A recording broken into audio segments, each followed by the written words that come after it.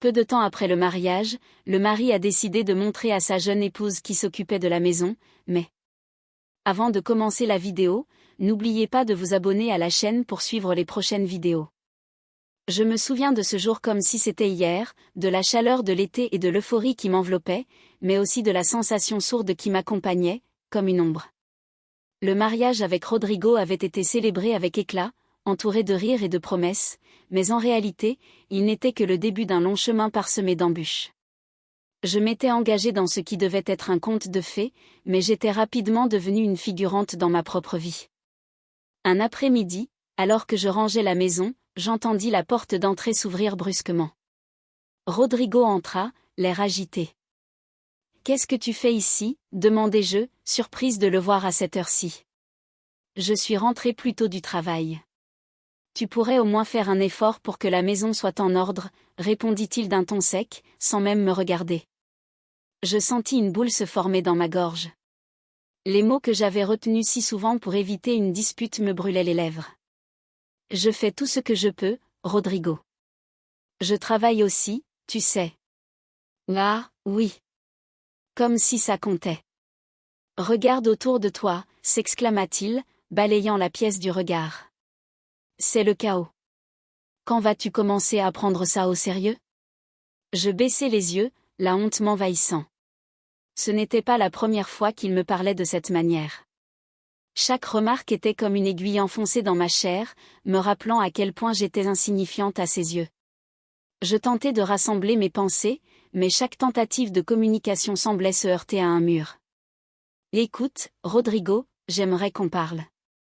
Je me sens. » Je m'arrêtai, réalisant que chaque fois que j'ouvrais la bouche, je risquais de le froisser davantage. « Quoi encore ?» me coupa-t-il, l'impatience dans sa voix. « Je n'ai pas le temps pour tes émotions. » Je fermai les yeux un instant, essayant de me concentrer sur ma respiration. Je savais que cette conversation était cruciale, mais je me sentais piégée. La tension dans la pièce était palpable. Je me sens seule, Rodrigo. Je veux que tu sois là pour moi, pas seulement pour critiquer tout ce que je fais. Il éclata de rire, un rire amer. Tu te sens seule ? Avec tout ce que je fais pour nous ? Tu as vraiment un sens de la gratitude très limité. À ce moment-là, quelque chose en moi se brisa. Je ne pouvais plus supporter cette dynamique. Je voulais crier, mais j'étais paralysée par la peur de sa réaction. Alors, je me contentais de murmurer, « Je ne suis pas un meuble, je ne suis pas là juste pour être rangée. » Rodrigo s'approcha de moi, son visage se durcissant. « Alors peut-être que tu devrais réfléchir à ce que tu veux vraiment. Parce que si tu ne peux pas te conformer, je ne sais pas si notre mariage peut fonctionner. » Ces mots résonnèrent en moi comme un verdict. À ce moment-là, je compris que je ne pouvais plus continuer ainsi. Je me sentais emprisonnée dans une vie qui n'était pas la mienne. Je pris une grande inspiration, d'une voix plus ferme que je ne l'aurais cru possible, je dis, « Je ne vais pas continuer à vivre comme ça. Je mérite mieux. » Rodrigo me regarda, surpris, comme s'il avait enfin réalisé que je n'étais pas simplement là pour jouer un rôle passif. « Qu'est-ce que tu veux dire par là ? » Je rassemblai mon courage et lui dis, « Je veux que tu partes. Je ne peux plus vivre dans cette atmosphère. C'est toxique. » Le silence qui suivit était assourdissant. Je pouvais sentir mon cœur battre à tout rompre, mais je ne fléchissais pas. Après un moment, il lâcha un rire amer. « Tu penses vraiment que je vais partir comme ça ? » Je ne savais pas ce que j'allais faire ensuite, mais je savais que je ne pouvais plus rester. « Je vais appeler la police si tu ne sors pas de cette maison. Je ne veux plus de cette vie. » Il sembla se figer, et je vis un mélange de colère et de surprise sur son visage. Je me tenais là, tremblante, mais déterminée. Je n'étais plus la femme soumise que j'avais été. C'était le début de ma libération. Je me souviens de ce jour au marché comme si c'était hier. L'odeur des fruits frais, le bruit des gens qui discutaient, mais tout cela me semblait si lointain. J'étais là, poussant mon caddie, mais mon esprit était ailleurs. Rodrigo m'avait demandé de l'accompagner, et je pensais que cela pourrait être une occasion de discuter, d'échanger comme avant. Mais à chaque pas, je sentais la pression monter en moi. Il était là, à côté de moi, mais son regard était tourné vers son téléphone. Et Gabriela, choisis quelques légumes, s'il te plaît, me disait-il d'un ton désinvolte, sans même lever les yeux. J'avais envie de le secouer, de lui dire que j'étais là, que j'avais des désirs, des opinions. Mais les mots restaient coincés dans ma gorge. Rodrigo, je pensais que nous pourrions parler de notre voyage à la mer, tentai-je d'introduire, espérant capter son attention. Il leva enfin les yeux, mais son expression était froide. Ce n'est pas le moment, Gabriela. Concentrons-nous sur ce que nous devons acheter. C'était toujours la même chose. J'avais l'impression de crier dans le vide. Je pris une profonde inspiration, essayant de rassembler mon courage. Mais je veux vraiment qu'on discute de nos projets. J'ai l'impression que tu ne m'écoutes jamais. Il soupira, agacé. Encore avec ça? Tu te fais des films, Gabriela. Tout va bien, ne dramatise pas, ces mots étaient comme des coups de poignard. Je me sentais de plus en plus insignifiante, comme si mes émotions n'avaient aucune valeur à ses yeux. Je continuais à avancer dans le magasin, mais une colère sourde grandissait en moi. Je me souviens avoir regardé les rayons, les produits colorés, et je me suis demandé à quel moment j'avais cessé de m'aimer. À quel moment j'avais laissé la peur et l'indifférence de Rodrigo prendre le dessus sur moi. Tout à coup, sans vraiment y penser, je lâchai le caddie et me tournai vers lui. Non, Rodrigo. Je n'en peux plus de cette situation. Je ne suis pas une simple employée de maison. Je suis ta femme, et je mérite d'être respectée et entendue. Il me regarda, complètement surpris. Je voyais la confusion dans ses yeux, mais cela ne me faisait plus peur. Quoi? Qu'est-ce qui te prend? Répliqua-t-il, sa voix élevée attirant l'attention des clients autour de nous. Ce qui me prend, c'est que j'ai passé trop de temps à ignorer mes propres besoins, à me plier à tes exigences. Je suis fatiguée d'être ignorée. Je veux plus que cela, Rodrigo. Je suis fatiguée de me battre pour ma voix. Je pouvais sentir l'énergie dans le magasin changer, comme si les gens autour de nous prenaient soudainement conscience de notre dispute. Je savais que cela pouvait me coûter cher, mais je n'avais plus rien à perdre. Il se mit à rire, mais c'était un rire amer. Tu penses vraiment que tu peux me parler comme ça? Qui crois-tu être? Je suis Gabriela, dis-je fermement, ma voix ne tremblant plus. Et je ne vais plus accepter que tu me traites de cette façon. Je vais prendre ma vie en main. Rodrigo ne s'attendait pas à cela. Pour la première fois, je voyais une fissure dans son masque de contrôle. Tu n'iras nulle part, dit-il d'une voix basse, presque menaçante. Regarde-moi, Rodrigo. Je ne suis pas ici pour avoir peur de toi. Je vais te demander de quitter la maison. C'est fini entre nous. La déclaration flottait dans l'air, lourde de signification. Je pouvais sentir mon cœur battre à tout rompre, mais à l'intérieur, je savais que c'était la bonne décision. Je me tenais là, au milieu du magasin, entourée de gens, mais pour la première fois, je me sentais forte. Rodrigo, furieux, se mit à crier. Tu es folle. Tu ne sais pas ce que tu fais. Mais ces paroles glissèrent sur moi comme l'eau sur les plumes d'un canard. Je ne pouvais plus le laisser me contrôler. Je pris mon téléphone, tremblante, et composai le numéro de la police. Oui, il y a un problème. J'ai besoin d'aide. Je savais que ma vie venait de prendre un tournant décisif. Plus jamais je ne me sentirais piégée. Je me souviens de ce jour comme si c'était hier, un jour où j'ai enfin pris la décision de me libérer de l'emprise de Rodrigo. L'atmosphère de la maison était lourdement chargée de tension. Il faisait chaud, et la chaleur semblait humidifier l'air autour de moi, amplifiant la nervosité qui montait en moi. J'étais assise sur le canapé, mes mains tremblantes sur mes genoux, tandis que mes pensées tourbillonnaient. Chaque seconde qui passait me rapprochait de ce moment décisif. Quand Rodrigo est rentré, il avait cette expression sur le visage qui m'était devenue familière, un mélange d'indifférence et de mépris. Il ne savait pas que ce serait la dernière fois qu'il mettrait les pieds ici. « Qu'est-ce que tu as encore à me dire, Gabriela » l'a-t-il lancé d'une voix désinvolte, comme s'il se moquait du poids de mes mots. J'ai pris une grande inspiration, cherchant à rassembler le peu de courage qui me restait. Rodrigo, je ne peux plus continuer comme ça. Je ne suis pas heureuse, et je mérite mieux.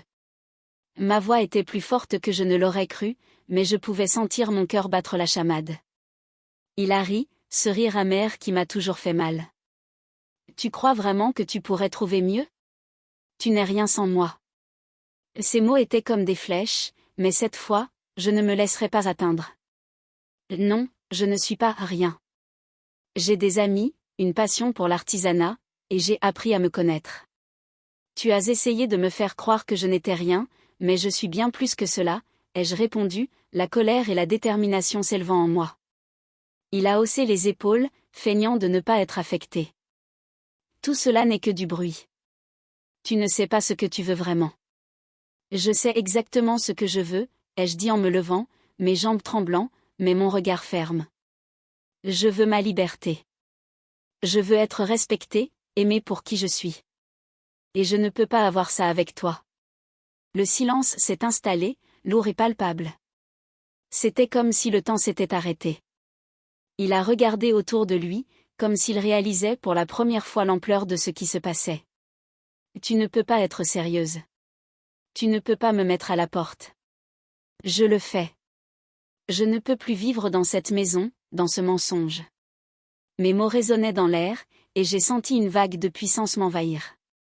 Je n'étais plus la femme soumise, j'étais en train de revendiquer ma vie. Rodrigo a serré les poings, sa colère palpable. Tu penses que tu peux t'en tirer comme ça? Tu n'as rien sans moi. Je préfère n'avoir rien que de vivre dans la peur et le mépris. Je vais demander un divorce, et je vais me battre pour ma dignité. Il s'est approché, mais j'ai tenu mon terrain, mon cœur battant la chamade. Et si tu t'approches, je n'hésiterai pas à appeler la police. Son visage a blêmi, et je pouvais voir qu'il réalisait que je ne plaisantais pas. La peur dans ses yeux était une victoire en soi. Tu es folle, a-t-il crié, mais je ne fléchissais pas. Non, je ne suis pas folle. Je suis enfin en train de me réveiller. Je prends ma vie en main. Je l'ai regardé une dernière fois, cette fois avec une détermination renouvelée. Je te demande de partir. Je veux que tu quittes cette maison, maintenant. Il a hésité, mais je pouvais voir le vent tourner. Il savait que je n'allais pas reculer. Il a finalement murmuré, « Très bien, mais tu le regretteras. » Je l'ai vu sortir, et une vague de soulagement m'a envahi dès qu'il a franchi la porte. Je me suis laissé tomber sur le canapé, les larmes aux yeux mais un sourire sur les lèvres. J'avais fait un pas vers ma liberté, et même si je savais que la route serait difficile, je me sentais plus forte que jamais. Je me souviens de ce jour comme si c'était hier. C'était une journée chaude, le soleil brillait intensément à travers les fenêtres de ma maison. J'étais assise dans le salon, les mains tremblantes, le cœur battant la chamade. J'avais pris ma décision, il était temps de mettre un terme à cette relation toxique. Rodrigo ne savait pas encore ce qu'il attendait. J'avais passé des jours à réfléchir, à peser le pour et le contre, mais au fond de moi, je savais que je ne pouvais plus le supporter.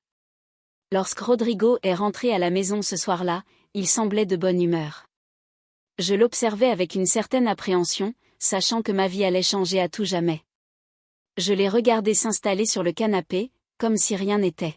« Bonjour, ma chérie, tu as passé une bonne journée ?» m'a-t-il demandé, un sourire sur le visage. « Pas vraiment, Rodrigo. »« Nous devons parler ?» ai-je répondu, ma voix tremblante trahissant l'angoisse que je ressentais. Il s'est tourné vers moi, ses sourcils se haussant légèrement. « De quoi s'agit-il ? Tu as l'air sérieuse. » J'ai pris une profonde inspiration, rassemblant tout le courage qui me restait. Je ne peux plus continuer comme ça. Je me sens étouffée et je ne suis pas heureuse. Son expression a changé, un mélange de confusion et de mépris. Qu'est-ce que tu racontes ? Tu exagères encore une fois. Tout va bien, non ? Non, Rodrigo, ça ne va pas. Je me sens comme une prisonnière dans cette maison. Tu ne m'écoutes jamais, tu ne respectes pas mes besoins. C'est comme si je n'existais pas, ai-je poursuivi, ma voix se faisant plus forte, plus déterminée. Il a éclaté de rire, mais c'était un rire amer. Tu sais très bien que je travaille dur pour nous. Tu devrais être reconnaissante au lieu de te plaindre. Être reconnaissante ? Pourquoi ? Pour être traitée comme une servante ? Je ne veux plus de ça. Je veux ma liberté. Je veux être heureuse, et je ne peux pas l'être avec toi, ai-je déclaré, ma voix tremblante mais ferme. Il s'est levé, son visage se durcissant. Tu penses vraiment que tu peux me parler comme ça? Tu n'iras nulle part sans moi. Je ne suis pas ta propriété, Rodrigo. J'ai décidé que c'en était fini. Je te demande de quitter la maison, ai-je affirmé, le cœur battant dans ma poitrine. Le silence s'est installé, lourd et pesant. Sa réaction était imprévisible, mais je savais que je ne pouvais pas reculer. Il a avancé vers moi, la colère brûlant dans ses yeux. Tu ne peux pas me faire ça. Je ne te laisserai pas partir si facilement. Je ne te demande pas la permission. Tu dois partir maintenant, ai-je insisté, ma voix ne laissant aucune place au doute. Rodrigo a serré les poings, son visage rouge de colère. Tu vas regretter ça, Gabriela. Je te jure que tu vas le regretter. Non, je ne le ferai pas. Je ne peux plus vivre dans la peur. Je mérite mieux que ça, ai-je répondu, une nouvelle force m'envahissant. Finalement, il a soupiré, réalisant que je ne fléchirais pas, très bien, je m'en vais. Mais souviens-toi, tu ne peux pas simplement me jeter comme ça.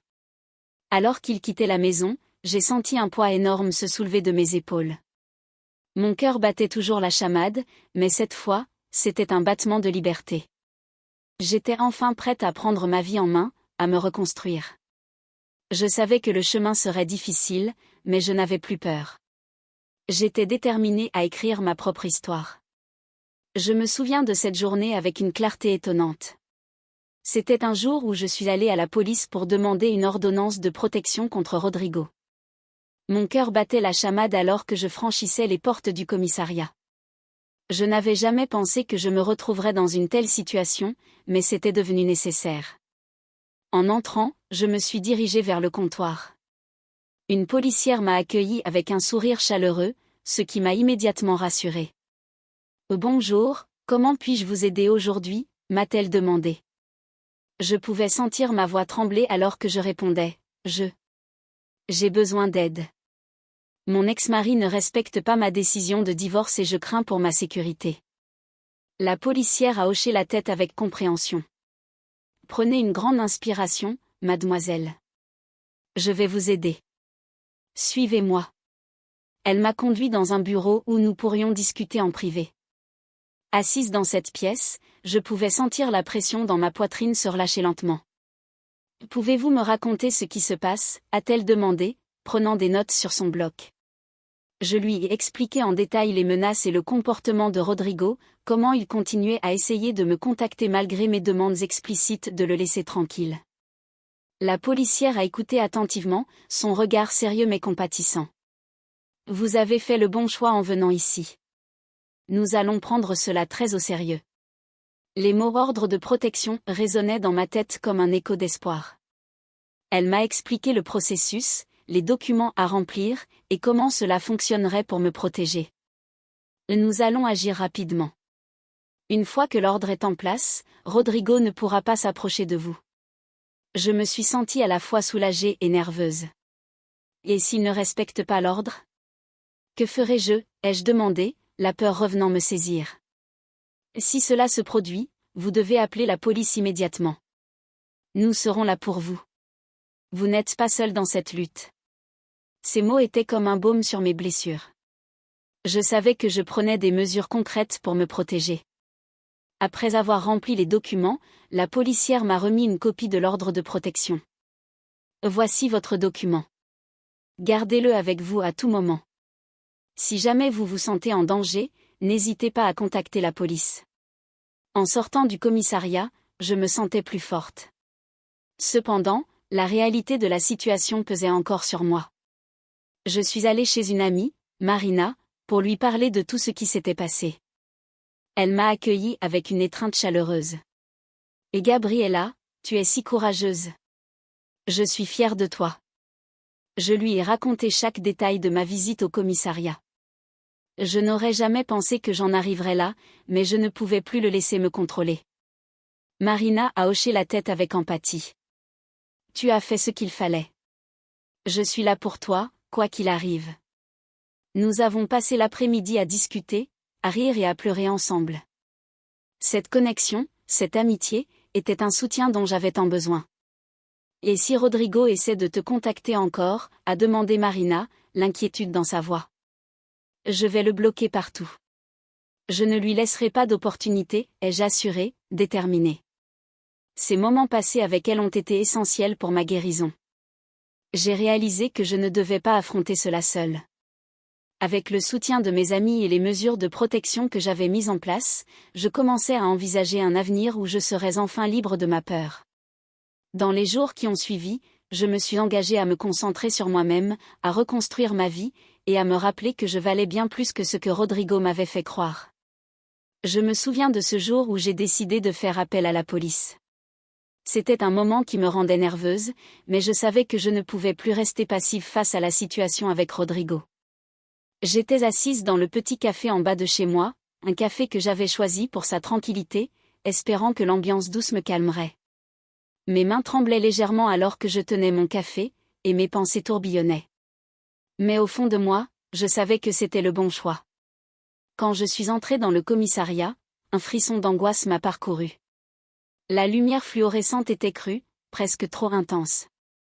Je me suis approchée du comptoir, mon cœur battant à tout rompre. Une policière, avec un sourire réconfortant, m'a regardée. « Bonjour, comment puis-je vous aider ?» a-t-elle demandé, avec une voix douce. « Bonjour, j'ai besoin d'aide. Mon ex-mari, Rodrigo, ne respecte pas ma décision de divorce. Il continue de me harceler, et j'ai peur pour ma sécurité, ai-je balbutié, les mots sortant avec difficulté. La policière a hoché la tête, son expression se faisant plus sérieuse. « D'accord, asseyez-vous ici. Je vais prendre un rapport. Vous n'êtes pas seul dans cette situation, nous allons vous aider. » Je me suis assise, et alors qu'elle commençait à remplir le formulaire, je me suis sentie à la fois soulagée et nerveuse. Elle a commencé à poser des questions, et j'ai raconté ce qui s'était passé, chaque détail me faisant revivre mes peurs. Il m'a menacé plusieurs fois, et il essaie de me contacter malgré l'ordre de restriction que j'ai demandé, ai-je expliqué, ma voix tremblant légèrement. Écoutez, nous avons des procédures en place pour protéger les victimes de harcèlement.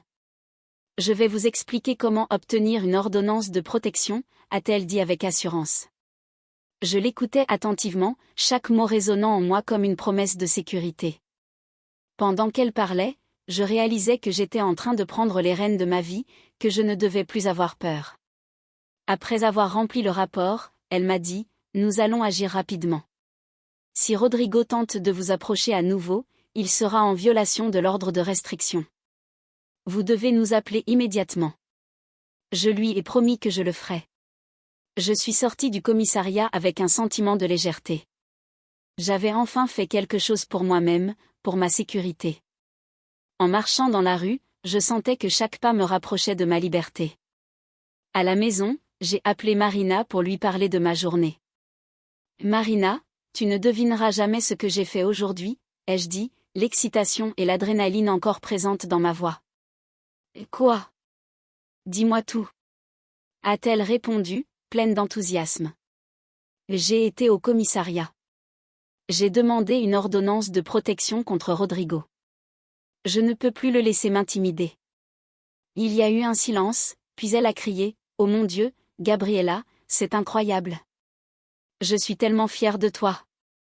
Tu es tellement forte. » Je pouvais presque voir son sourire à travers le téléphone. Je sais que ce n'est pas facile, mais tu fais ce qu'il faut. Tu mérites d'être en sécurité. Nous avons parlé encore un moment, et chaque mot qu'elle prononçait me donnait de la force. Je savais que je n'étais pas seule dans cette bataille.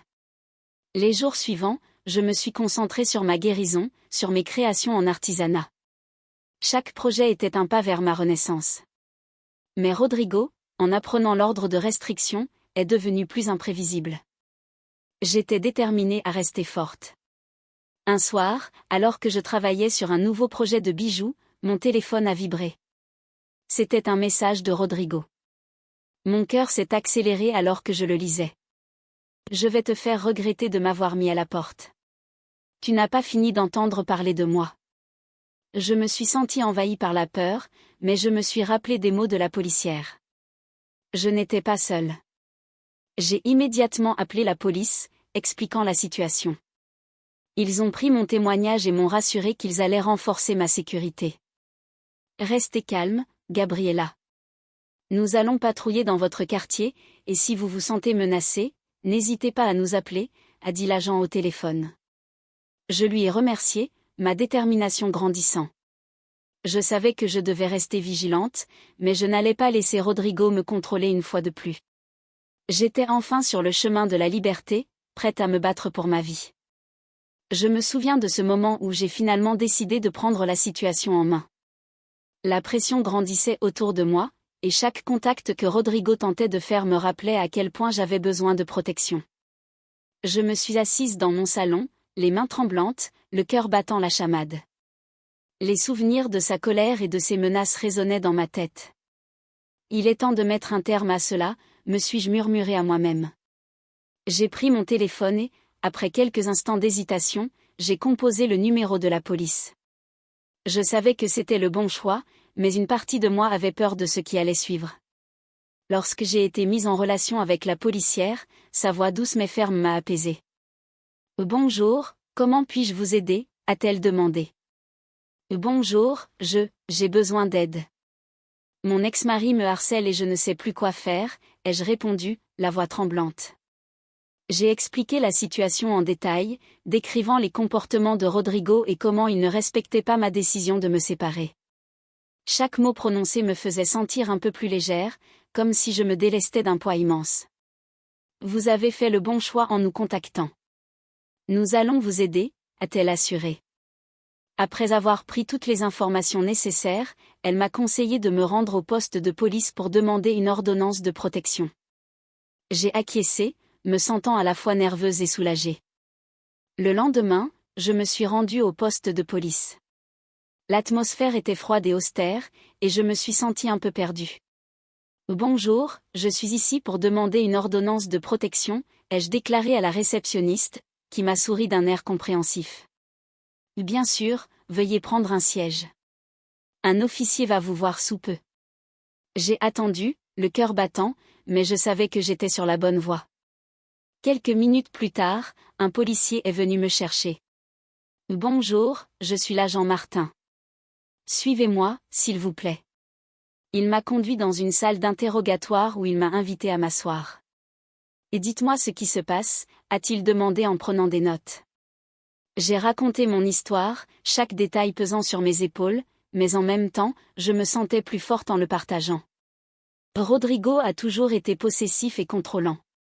Maintenant qu'il sait que je veux divorcer, il devient agressif. Je ne me sens plus en sécurité, ai-je expliqué, les larmes aux yeux. L'agent Martin a hoché la tête. Vous n'êtes pas seul dans cette situation. Beaucoup de femmes traversent des choses similaires. Nous allons vous aider. Il m'a expliqué le processus pour obtenir une ordonnance de protection et ce à quoi je pouvais m'attendre. Une fois que nous aurons déposé votre demande, nous ferons en sorte que Rodrigo soit informé qu'il doit rester à une certaine distance de vous. Je suis rentrée chez moi en me sentant à la fois nerveuse et soulagée. J'avais pris une décision importante, et cela me donnait un sentiment de contrôle que je n'avais pas ressenti depuis longtemps. Les jours qui ont suivi, j'ai reçu l'ordonnance de protection. Mon cœur a bondi de joie et de soulagement. L'idée que j'avais un soutien légal derrière moi me donnait une force que je n'avais pas auparavant. Le jour où Rodrigo a été informé de l'ordonnance, je me suis préparée à une éventuelle confrontation. Mon téléphone a sonné, et c'était lui. « Gabriella, qu'est-ce que tu as fait ? Tu penses vraiment que tu peux m'éloigner de ta vie ?» Sa voix était pleine de rage. « Rodrigo, je ne veux plus de contact avec toi. C'est fini. J'ai demandé une ordonnance de protection, et je te conseille de respecter cela, ai-je répondu, ma voix ferme malgré la peur qui montait en moi. Il a éclaté de rire, un rire froid et amer. Tu ne peux pas m'échapper si facilement, Gabriella. Je suis toujours là, et je ne partirai pas, ne me menace pas, Rodrigo, ai-je rétorqué, le courage montant en moi. Je ferai appel à la police si tu continues. Après cet échange, je me suis sentie plus forte, mais aussi plus vulnérable. J'avais pris une décision. Je ne laisserai pas Rodrigo contrôler ma vie. L'ordonnance de protection était ma première victoire, et je savais que je pouvais compter sur le soutien des policiers si jamais ils tentaient de me nuire. Je me suis assise sur le canapé, le cœur encore battant, mais avec une nouvelle détermination. Je commençais enfin à voir la lumière au bout du tunnel. Je me souviens du moment où j'ai décidé de prendre des mesures pour me protéger. C'était une journée particulièrement lourde, l'air était chargé d'une tension que je ne pouvais plus ignorer. Après avoir reçu plusieurs messages de Rodrigo, j'ai réalisé que je ne pouvais plus rester passive. J'étais assise à ma table de cuisine, mes mains tremblaient alors que je tenais mon téléphone, hésitant à composer le numéro de la police. Mais une voix à l'intérieur de moi me disait que c'était le bon choix. Je devais agir. J'ai pris une grande respiration, finalement, j'ai composé le numéro. Le téléphone a sonné une fois, puis 2 fois. J'ai entendu une voix de l'autre côté, calme et rassurante. « Police, comment puis-je vous aider ?» J'ai failli raccrocher. Mais au lieu de cela, j'ai trouvé la force de parler. « Bonjour, j'ai besoin d'aide. Mon ex-mari me harcèle et je ne sais pas quoi faire. » La voix de l'opératrice s'est radoucie. « Pouvez-vous me donner votre nom et une description de la situation ?» J'ai commencé à expliquer, ma voix tremblante. Je m'appelle Gabriela. J'ai récemment divorcé de Rodrigo, mais il ne comprend pas que c'est fini. Il m'envoie des messages menaçants et je me sens en danger. Je comprends, Gabriela. Nous allons vous aider. Où êtes-vous en ce moment? J'ai fourni mon adresse, sentant mon cœur battre la chamade. Quand la police est arrivée, j'ai été accueillie par une agente qui semblait empathique. Elle s'est présentée, « Bonjour, je m'appelle Claire. Nous sommes ici pour vous aider. » J'ai expliqué la situation, m'efforçant de garder ma voix ferme, mais je pouvais sentir mes émotions se bousculer. Claire m'a écouté attentivement, prenant des notes tout en me regardant avec compassion. « Vous avez bien fait de nous appeler. Nous allons prendre les mesures nécessaires pour vous protéger. » Elle m'a expliqué ce qu'était une ordonnance de protection. Cela signifie que Rodrigo ne pourra pas s'approcher de vous. Si cela se produit, il risque d'être arrêté. Cette idée m'a apporté un certain soulagement. J'avais besoin de savoir que je ne serais plus seule face à ces menaces.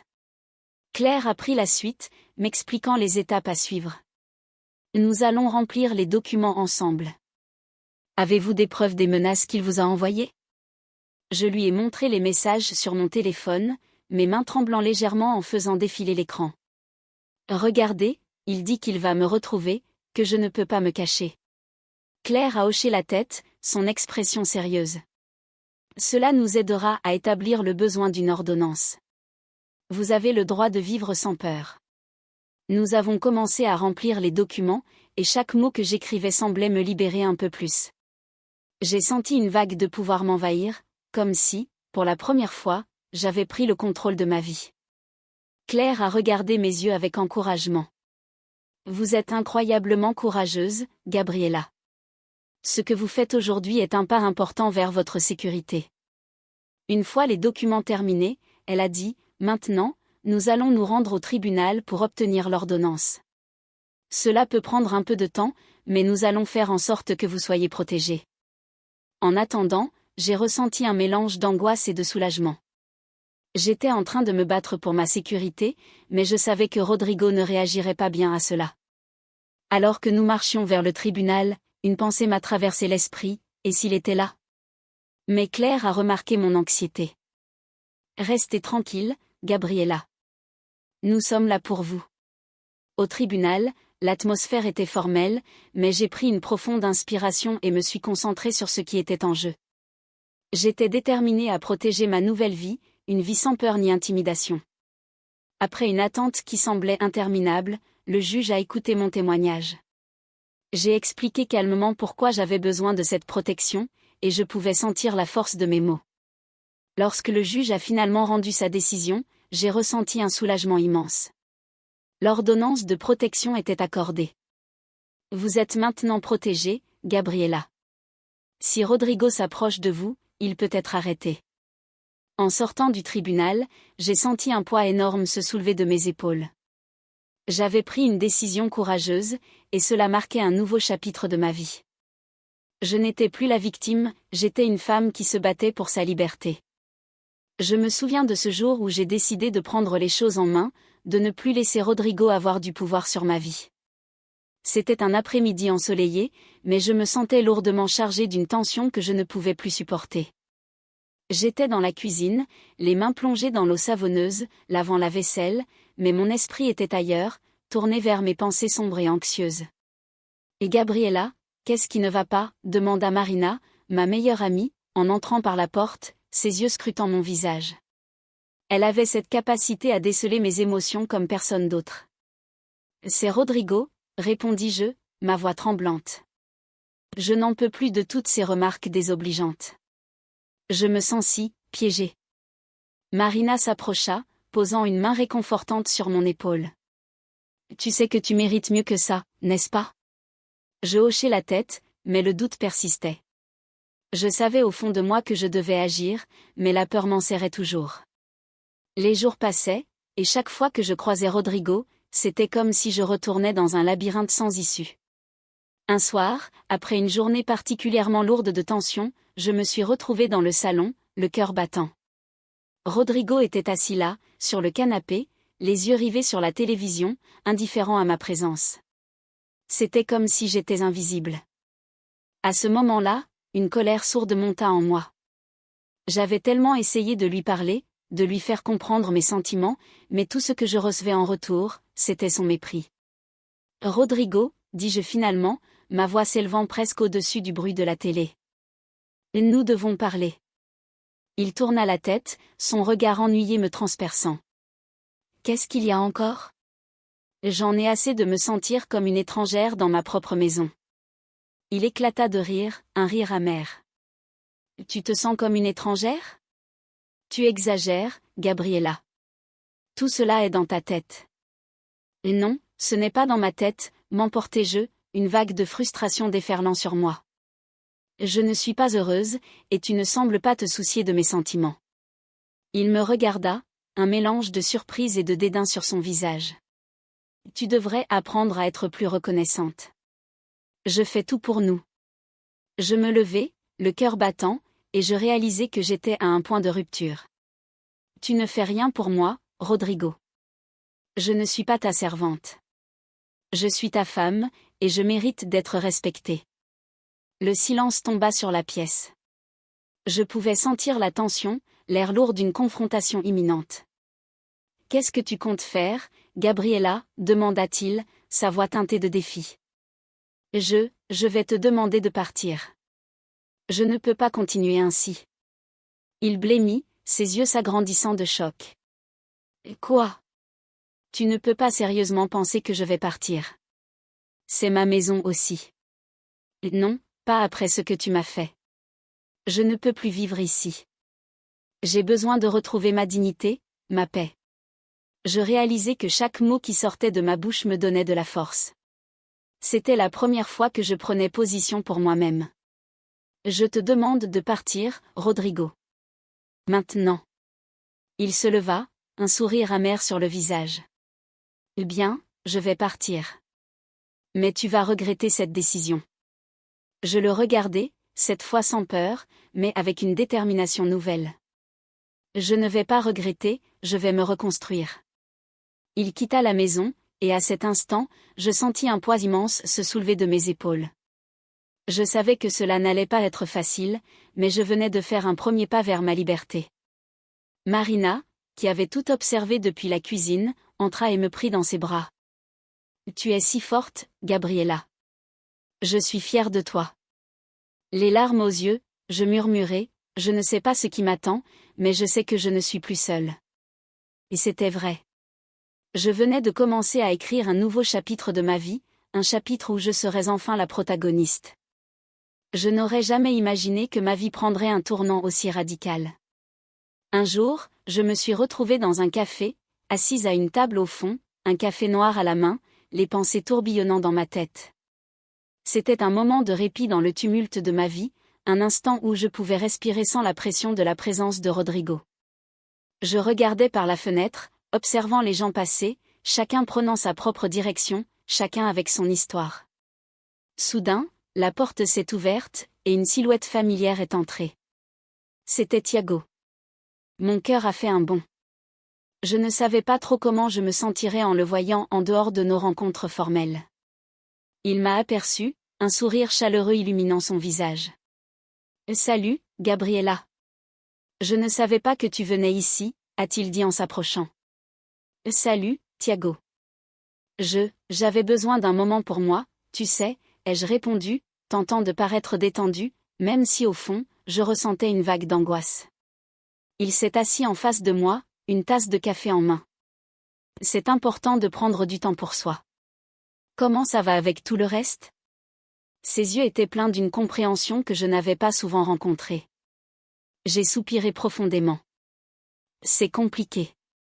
Le divorce, les mesures de protection, je pensais que ce serait plus facile une fois que j'aurais pris la décision de partir. Mais c'est comme si les fantômes de mon passé refusaient de me lâcher. Thiago a hoché la tête, son expression se faisant sérieuse. Je comprends.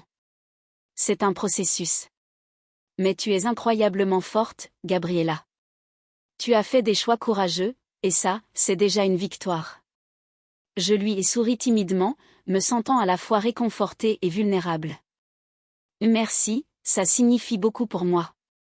Parfois, j'ai l'impression que je ne vais jamais vraiment m'en sortir. Et tu n'es pas seule dans cette bataille, a-t-il dit avec conviction. Je suis là pour te soutenir, et je veux que tu te sentes en sécurité. Si tu as besoin de quoi que ce soit, même en dehors des affaires légales, n'hésite pas à me le dire. Son offre m'a touchée plus que je ne l'aurais imaginé. Je sentais un lien grandissant entre nous, quelque chose de plus profond qui allait au-delà de la simple relation avocat-client. Je me suis surprise à me demander si ce que je ressentais pour lui était réel. Pourquoi avais-je si peur de laisser ces émotions émerger ? Thiago, je ne veux pas te mettre dans une position inconfortable. Je sais que notre relation est professionnelle, ai-je dit, ma voix tremblante. Et écoute, Gabriela, a-t-il commencé, je ne peux pas ignorer ce qui se passe entre nous. Je suis là pour t'aider, mais je suis aussi un homme qui admire la force et la résilience que tu montres chaque jour. Je ne veux pas que tu penses que tu dois traverser cela seul. Je l'ai regardé, surprise. Tu ressens la même chose ? Il a pris une gorgée de son café, puis a dit, oui, je le fais. Mais je ne veux pas que tu te sentes pressé. Prends le temps qu'il te faut. Je suis ici, et je vais attendre. Les mots résonnaient en moi comme une douce mélodie. C'était exactement ce dont j'avais besoin, un espace sûr pour explorer mes émotions sans pression. J'ai souri, un vrai sourire cette fois, et j'ai senti une chaleur se répandre dans ma poitrine. Merci, Thiago. Je vais essayer de me laisser du temps. Nous avons continué à parler, partageant des rires et des histoires sur nos vies. À chaque moment passé ensemble, je sentais les murs que j'avais érigés autour de mon cœur se fissurer lentement. C'était un sentiment nouveau, une étincelle de ce que pourrait être un amour sain. À la fin de notre rencontre, alors que je me levais pour partir, Thiago a pris ma main dans la sienne. Et n'oublie pas, Gabriela. Je suis là. Chaque étape que tu fais est un pas vers la liberté. Je lui ai souri, le cœur léger. Merci, Thiago. Je n'oublierai pas. En sortant du café, je me suis sentie plus forte, comme si, enfin, je commençais à me libérer des chaînes de mon passé. Le chemin serait long, mais j'étais prête à l'affronter, une nouvelle femme, une nouvelle Gabriela, et peut-être même, une femme prête à aimer à nouveau.